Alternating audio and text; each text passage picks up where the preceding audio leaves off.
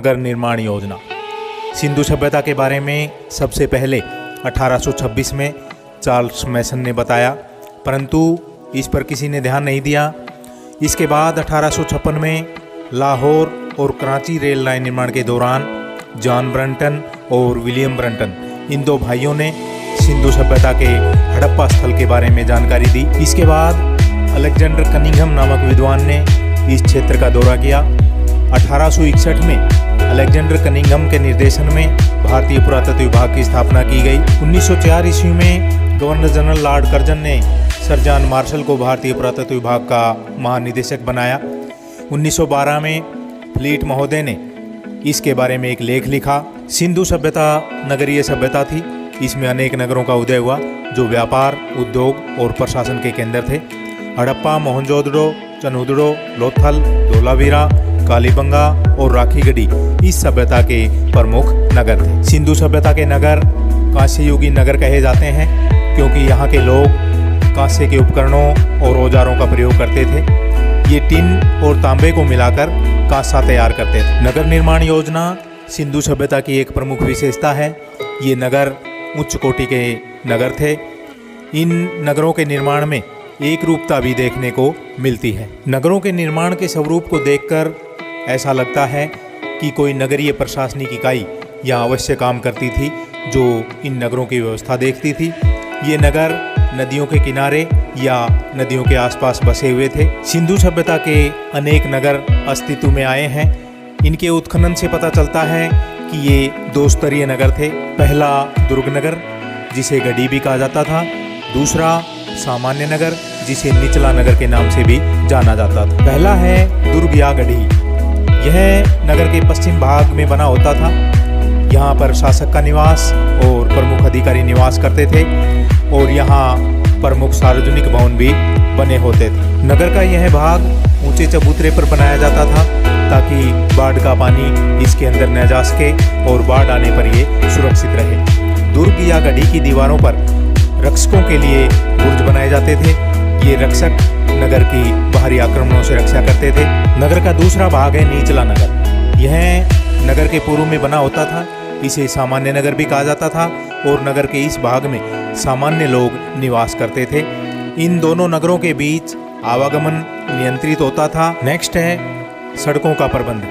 नगर निर्माण के समय आवागमन की सुविधा के लिए सड़कों का भी प्रबंध किया गया। नगरों में सड़कों और गलियों का जाल बिछा हुआ था। सड़कें चौड़ी होती थी। ये गलियों से जुड़ी हुई होती थी। ये सड़कें पूर्व से पश्चिम और उत्तर से दक्षिण की ओर बनाई जाती थी, जिससे नगर वर्गाकार खंडों में बटा हुआ नजर आता था। ये सड़कें एक दूसरे को समकोण पर काटती थी। कच्ची सड़कें बनाई जाती थी लेकिन ये मजबूत तरीके से बनी होती थी। सड़कों की सफाई का भी विशेष प्रबंध किया गया था। सड़कों को ढालूदार बनाया जाता था ताकि इस पर पानी और गंदगी जमा न हो। सड़कों के किनारे गड्ढे भी बनाए जाते थे जिनमें कूड़ा करकट डाल दिया जाता था और समय समय पर इनकी सफाई भी की जाती थी। नेक्स्ट है जल एवं नालियों का प्रबंध। सिंधु सभ्यता के नगरों में पीने के पानी की व्यवस्था कुओं से की जाती थी।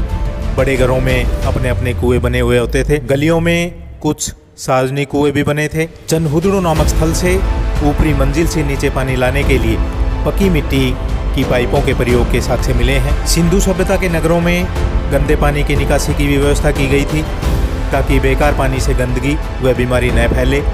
गंदे पानी की निकासी के लिए पक्की ईंटों की नालियां बनाई जाती थी जिनमें घर का गंदा पानी व बरसात का पानी निकाला जाता था। घर की नालियां प्रमुख नाली में आकर मिलती थी। ये नालियां ढकी हुई होती थी और नालियों को साफ करने के लिए बीच बीच में गड्ढे भी बनाए जाते थे। इनके ढक्कनों को हटाकर समय समय पर इन्हें साफ किया जाता था। कालीबंगा नामक स्थल से लकड़ी के खोखले तनों का प्रयोग नाली के रूप में किया जाता था। सिंधु सभ्यता के निवासियों ने स्वच्छता के लिए नालियों के प्रबंध पर जितना अधिक ध्यान दिया उतना प्राचीन काल में किसी अन्य सभ्यता ने नहीं दिया। नेक्स्ट है भवन निर्माण। सिंधु सभ्यता के नगरों के भवनों का निर्माण भी योजनाबद्ध तरीके से किया जाता था। मकानों का निर्माण अधिकतर पक्की ईंटों की सहायता से किया जाता था। मकान की छतों का निर्माण ईंट, मिट्टी और लकड़ी की सहायता से किया गया। भवनों के निर्माण में सजावट की अपेक्षा उसकी उपयोगिता पर बल दिया गया। सिंधु सभ्यता में वर्गाकार और आयताकार भवन बनाए गए थे। प्रत्येक घर के बीच में आंगन होता था तथा इसके चारों तरफ कमरे बने होते थे। घर में रसोई घर, स्नान घर और शौचालय का भी प्रबंध होता था। पीने के पानी के लिए कुएं बनाए जाते थे। मकानों के दरवाजे मुख्य सड़क की ओर न खुलकर गली की तरफ खुलते थे। ऐसा प्रदूषण अथवा सुरक्षा के लिहाज से किया जाता था। केवल लोथल नामक स्थल के मकानों के दरवाजे मुख्य सड़क की ओर खुले मिले हैं। मकानों में खिड़कियों का प्रयोग नहीं किया जाता था। रोशनी और हवा के लिए ऊपर रोशनदान बनाए जाते थे। फर्श को मिट्टी कूटकर पकी ईंटों से मजबूत बनाया जाता था। मकान की दीवारों पर मिट्टी का लेप करके सुंदर बना दिया जाता था। गंदे पानी की निकासी के लिए नालियां बनाई जाती थी। ऊपरी मंजिल पर जाने के लिए सीढ़ियों का प्रयोग किया जाता था। सिंधु सभ्यता के स्थलों से कुछ सार्वजनिक भवन भी मिले हैं, जिनमें पहला है अन्नागार। सिंधु सभ्यता के स्थलों से अन्नागार मिले हैं। यहाँ पर अनाज को सुरक्षित रखा जाता था। यह नगर के पश्चिम भाग अथवा दुर्ग नगर में बनाए गए थे, लेकिन हड़प्पा स्थल का अन्नागार दुर्ग नगर से बाहर बना हुआ है। मोहनजोदड़ो से प्राप्त अन्नागार का आकार 45.71 मीटर लंबा और 15.23 मीटर चौड़ा है। यह सिंधु सभ्यता का सबसे बड़ा भवन है। इसका मुख्य द्वार नदी की तरफ था, जिससे अनाज लाकर यहाँ रखने में आसानी होती थी। हड़प्पा नामक स्थल से 12 ईंटों के चबूतरे मिले हैं, जिन्हें अन्नागारों के अवशेष माना गया है। यहाँ गोदामों के पास खुले फर्श पर 2 कतारों में ईंटों के चबूतरे प्राप्त हुए हैं। इनका उपयोग अनाज की सफाई करने के लिए किया जाता था। नेक्स्ट है मजदूरों या गुलामों के भवन।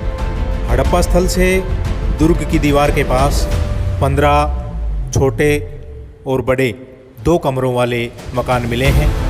इनके पास भट्टियाँ भी मिली हैं, जिनसे अनुमान लगाया जाता है कि इनमें धातु का काम करने वाले मजदूर रहते थे। मोहनजोदड़ो नामक स्थल से भी 16 मकान मिले हैं। इनमें भी एक कमरा छोटा और एक बड़ा है। इनमें मजदूर रहते थे।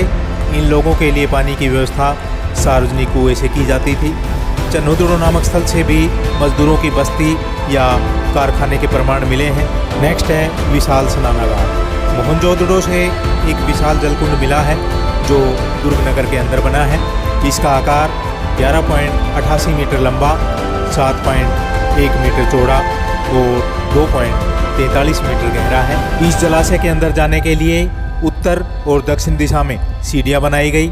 इसके 3 तरफ बरामदे बने हैं और इनके पीछे कमरे बनाए गए हैं। इन कमरों में ईंटों का एक कुआं मिला है, जिससे इस जलकुंड में पानी भरा जाता था। इस जलकुंड का फर्श पक्की ईंटों से बनाया गया है।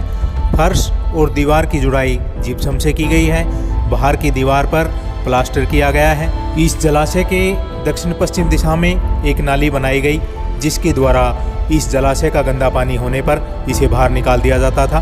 प्रत्येक कमरे में ईंटों की बनी सीढ़ियाँ मिली हैं, जिनसे अनुमान लगाया जाता है कि इन कमरों के ऊपर भी कमरे बनाए गए थे। मैके नामक विद्वान का मानना है कि इसमें पुजारी रहते होंगे, जो ऊपर के कमरों में पूजा पाठ करते थे और नीचे के कमरे में स्नान करने के लिए उतरते थे।